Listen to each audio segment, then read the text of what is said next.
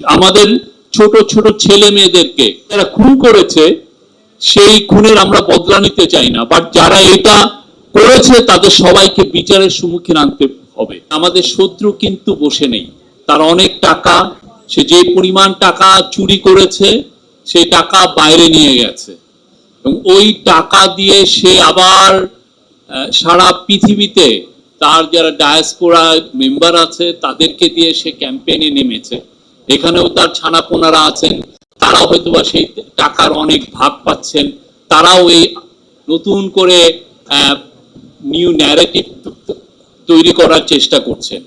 এই বিষয়ে আমাদের সত্যিকার অর্থে সবাইকে খুব দৃঢ়ভাবে মনে রাখতে হবে যে কারা কারা জুলাইয়ের সময় আমাদেরকে সন্ত্রাসী বলেছে, কারা কারা আমাদেরকে দাস বানিয়ে রাখতে চেয়েছে, কারা বাংলাদেশকে এটা ভাসাল স্টেটে পরিণত করতে চেয়েছে। এইটা থেকে, এই মেমোরি থেকে যেন আমরা সরে না যাই, এই মেমোরিকে আমাদের যাতে ভুলে না যাই সেটার জন্য আমাদের সবকিছু করতে হবে। আর একটা জিনিস আমি মনে করি যে বাংলাদেশের যারাই জুলাই আন্দোলনে ছিলেন তাদের সবার থেকে একটা বড় আওয়াজ আসা উচিত, যাতে জুলাইয়ের যারা হত্যাকাণ্ডে জড়িত ছিল সে পৃথিবীর যেখানেই থাকুক না কেন এবং যত বছর থাকুক, এদেরকে যেন আমরা আইনের সম্মুখীন করি, তাদেরকে যেন ট্রায়ালের সামনে আনতে হয়। এটার জন্য আপনারা অনেক বিদেশে অনেক জায়গায় অনেক উদাহরণ আছে। আপনি দেখবেন যে ইসরায়েল যারা নাজিদের মধ্যে যারা বেঁচে ছিল সিনিয়র লিডারশিপ, তাদেরকে ধরার জন্য বছরের পর বছর, দশকের পর দশক তারা এই কাজে তাদের ইন্টেলিজেন্স এজেন্সিকে নিয়োজিত করেছে। অন্যান্য ল্যাটিন আমেরিকার এরা 20-30 বছর ধরে এখনো ট্রায়াল করে যাচ্ছে, যারা 70-এর 80-র দশকে ল্যাটিন আমেরিকাতে গুম খুনে জড়িত। সেই পিনোশে যিনি চিলিতে কু করেছিলেন 1973-তে, তাকে 1998-এ ইউকেতে অ্যারেস্ট করা হয়েছে।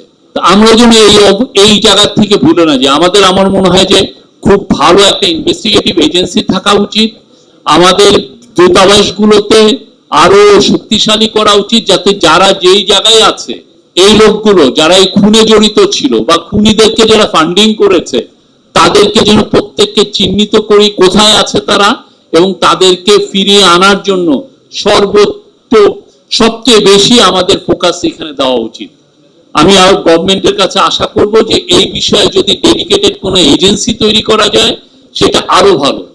কেননা জুলাইয়ে যারা আমাদের ছোট ছোট ছেলে মেয়েদেরকে, শহীদ আনাসকে, শহীদ জাবেরকে, শহীদ ফাইয়াজকে, মুগ্ধকে, ওয়াসিমকে, আবু সাইদকে যারা খুন করেছে সেই খুনের আমরা বদলা নিতে চাই না, বাট যারা এটা করেছে তাদের সবাইকে বিচারের সম্মুখীন আনতে হবে।